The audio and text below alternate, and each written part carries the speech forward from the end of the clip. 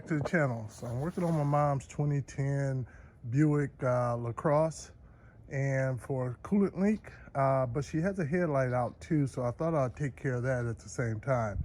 I know everything out there says you have to remove the front bumper because she has the HID, the HID headlight bulbs, the big ballast type one, not the regular typical type of headlight bulbs you're used to seeing. And they say and I think this is even the same for the regular headlights too, they say you have to take off the front bumper to take out the headlight assembly to change the bulb. Well, I'm gonna show you where you don't have to do that, at least for the passenger side.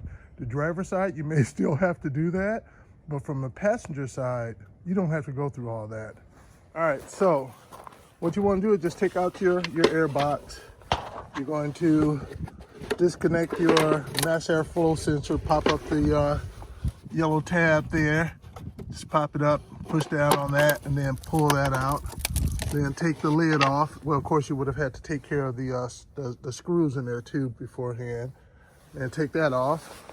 And then, of course, you'll have your air box in there with your air filter. Maybe a good time to go ahead and change the air filter where you're at it. And at that point, there's nothing really holding your bottom of your box down, just some rubber pressure clips. So you just yank it on out of there at that point, man. And now you have complete access to the cover back here. As you can see, going right in there, full access to the cover. And pop it off. Now, if you have the regular type of bulbs, you can just twist it out, pull it out, and change the bulb, right? If you have the HIDs, you're going to have this cover on there that's going to have these, you see that hole right there and those two at the bottom? Little screws. So have yourself one of those little magnetic screwdrivers, and then just because it's going to be on top of there like that. So you'll just go in there with those little screwdrivers, with the little magnetic screwdriver, take those screws out, take this cover off.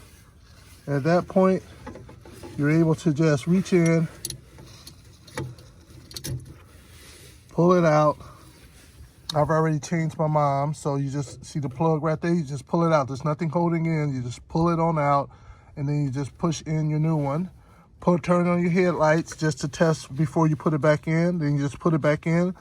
Put the cover back on. Put those little screws back in. Put it all back together, and you're done. And that's all it takes to change out that headlight without taking off the front bumper.